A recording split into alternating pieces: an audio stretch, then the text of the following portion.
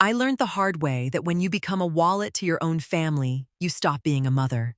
You become a utility like electricity or running water, expected unnoticed and only ever acknowledged when you stop working. It was Halloween night, the air crisp and smelling of burnt sugar and damp leaves. I sat on the floor of my son Liam's living room, covered in pumpkin guts, helping my 6-year-old grandson Leo carve a crooked smile into a massive orange gourd. Outside on the porch, my daughter-in-law Sarah was entertaining a few neighborhood mothers.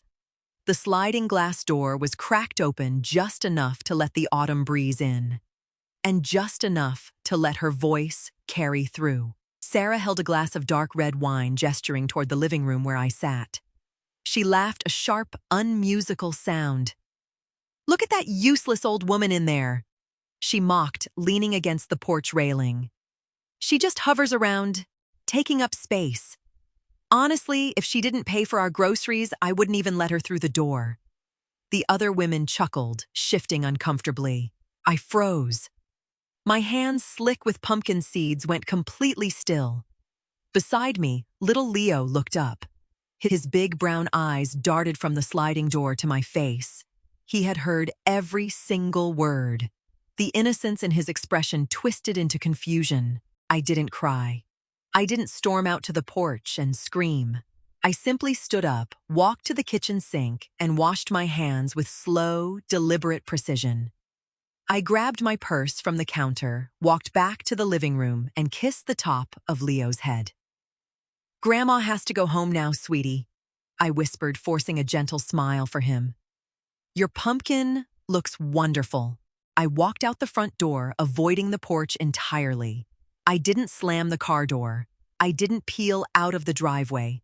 I just drove the 4 miles back to my house in total silence. I wasn't furious. I was awake, and the useless old woman was about to retire. The driveway of my own home never looked so welcoming. My husband Robert had passed away 6 years ago, leaving me this 3-bedroom ranch house free and clear, along with a comfortable retirement fund. I never flashed money around. I bought store-brand coffee and drove a 10-year-old Honda. I saved. And because I saved, I had the means to help. Help. That was the word Liam always used. I set my purse on the kitchen island, opened my laptop, and logged into my bank portal. The glowing screen illuminated my kitchen in the dark. I navigated to the recurring transfers page and stared at the lines of data. Every month for the last 2 years, $2,400 left my account to cover the rent for their upscale townhome. I paid their car insurance. I funded a credit card meant strictly for emergencies when Leo was born. I scrolled through the recent charges on that emergency card. Nail salons, high-end steakhouses, a boutique hotel downtown. They weren't struggling. They were treating my bank account like a personal ATM while calling me useless behind my back. My finger hovered over the mousepad. I didn't need to yell, and I certainly didn't need to argue. Arguing gives people a chance to manipulate the narrative. Action leaves no room for debate. I clicked Cancel Recurring Transfer on the rent payment. I clicked Cancel Recurring Transfer on the insurance. Then I navigated to the credit card settings and hit Report Lost, Chalk a Close Account. The screen refreshed. The ledger was clean. The financial umbilical cord was officially cut. I closed the laptop, walked to the hallway closet, and pulled out a warm quilt. I slept better that night than I had in years. The silence of my empty house didn't feel lonely anymore. It felt like a fortress. Now I just had to wait for the alarms to ring. The first alarm rang 3 days later on a Tuesday afternoon. I was in my backyard pruning the overgrown hydrangea bushes before the first frost when my phone vibrated in my gardening apron. Sarah's name flashed across the screen. I wiped the dirt from my hands and answered. "Bonnie, your card is declining," she demanded immediately. No hello. No polite greeting. Just the sharp, irritated tone of a woman inconvenienced at the checkout counter. "I know. I replied calmly, examining a dead branch before snapping it off. What do you mean? You know I'm at the salon and my stylist is staring at me. Call your bank and unlock it. Now. The card isn't locked, Sarah. It's closed. I tossed the branch into my yard waste bin. Highlights and gel manicures aren't emergencies. You'll have to use your own debit card. Excuse me? Her voice spiked an octave. I ended the call. I didn't block her number, but I silenced it. 30 minutes later, Liam called. His voice was softer, laced with the heavy sigh of a man who hated conflict, but hated his wife's nagging even more. Mom, what are you doing? You really embarrassed Sarah today. She had to call me to transfer money to her from my lunch break. I didn't embarrass her, Liam. Her own spending habits did. Come on, Mom. Just turn the card back on. You know how she gets. No, I answered, stripping off my gardening gloves. I'm done paying for her luxuries, and since I am so entirely useless as she announced to the whole neighborhood on Halloween, my money must be pretty useless too. Liam went dead silent. He hadn't known I heard. Or maybe he just hoped I would ignore it the way I always ignored their disrespect. Mom, she was just joking around. I'm not, I replied and hung up. The card was a minor inconvenience for them. The real shock was going to arrive on the 1st of the month. November rolled in with bitter winds and gray skies. It was the 5th of the month when my doorbell rang, sharp and frantic. I opened the door to find Sarah standing on my welcome mat. She wasn't wearing her usual pristine makeup and her hands were shaking. She shoved a bright red piece of paper toward my face. You forgot to pay the rent? She gasped, her voice trembling. I looked at the paper. It was a standard 3-day notice to pay or quit from their property management company. I didn't forget, I stated, keeping my tone perfectly level. I didn't invite her inside. I stood squarely in the doorway. What do you mean you didn't forget, Bonnie? They are going to evict us. The landlord said the payment never processed on the 1st. You have to fix this. Liam makes $90,000 a year as a project manager, Sarah. You make part-time income at the boutique. You bring home enough to pay your own rent. But we use our money for the car payments and Leo's private kindergarten. We don't have $2,400 lying around. She grabbed the door frame, leaning in. You have to pay this. We'll be on the street. Then you should start packing, I replied smoothly. Her jaw dropped. The entitlement drained from her face, replaced by genuine panic. You can't do this. We are your family. You are throwing your own grandson out onto the street. Leo has a warm bed here anytime he needs it. I countered, locking eyes with her. But you and Liam are adults. You called me a useless old woman. I'm simply living up to the title. I stepped back and pushed the heavy oak door shut until it clicked. I heard her pound her fist against the wood twice, but I just walked back to my kitchen and poured a cup of coffee. The eviction wasn't my doing. It was the consequence of their own choices. A week passed. I knew the 3-day notice period had expired and the reality of their situation was setting in. I expected phone calls. I expected Liam to show up asking for a loan. What I didn't expect was the yellow U-Haul truck backing into my driveway on a Saturday morning. I stood by the front window, holding my mug, watching the spectacle unfold. Liam jumped out of the driver's side, looking exhausted. Sarah emerged from the passenger side, already pointing at my garage and giving him instructions. They hadn't called. They hadn't asked. They simply assumed they could absorb my house. I walked to the front door, making sure the deadbolt was firmly engaged, and watched through the peephole. Liam walked up the porch steps, carrying a heavy cardboard box labeled Sarah's Shoes. He didn't knock. Instead, he reached into his pocket, pulled out the brass spare key he'd carried for 5 years, and slid it into the lock. He twisted.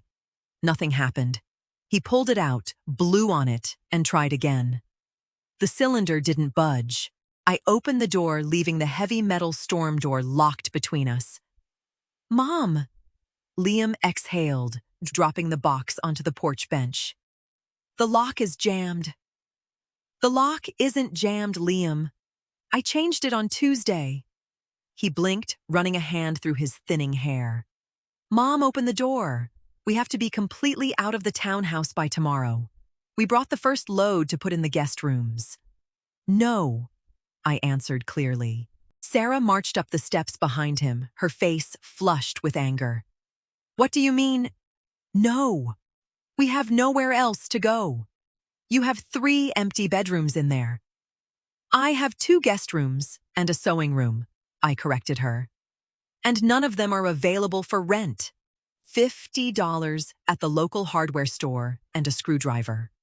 That was all it took to protect my peace. Liam stood on my porch, his face crumbling from entitlement into desperation. Mom, you can't be serious. You're making us homeless over a stupid joke Sarah made at a party. I unlatched the storm door just enough to step out onto the porch, pulling my cardigan tight against the chill. I looked at my son, a grown man, expecting his mother to serve as his permanent safety net. It wasn't a joke, Liam. It was the truth of how you both view me. But let's look at the real truth. I crossed my arms. You aren't homeless. You're broke. You drive a luxury SUV that costs $800 a month. You take ski trips to Colorado. You eat out 5 nights a week. You decided to spend your housing money on a lifestyle you couldn't afford, assuming I would always foot the bill. Sarah stepped forward, her voice shrill. This is a grandmother's duty. Families help each other. I helped, I corrected her. I paid your rent for 2 entire years so Liam could save for a down payment.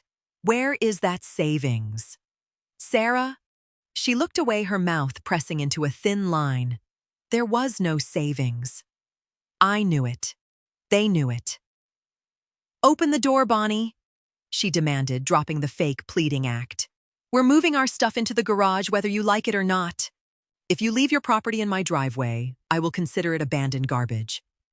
I stated, my voice never rising above a calm, conversational volume. I turned my back on them, stepped inside, and locked both doors. Through the window, I watched Liam throw his hands up in defeat. They argued in the driveway for 10 minutes. Finally, they got back into the U-Haul and drove away. But they left 3 large moving boxes sitting right in the middle of my driveway, a test of my boundaries. One they were going to fail.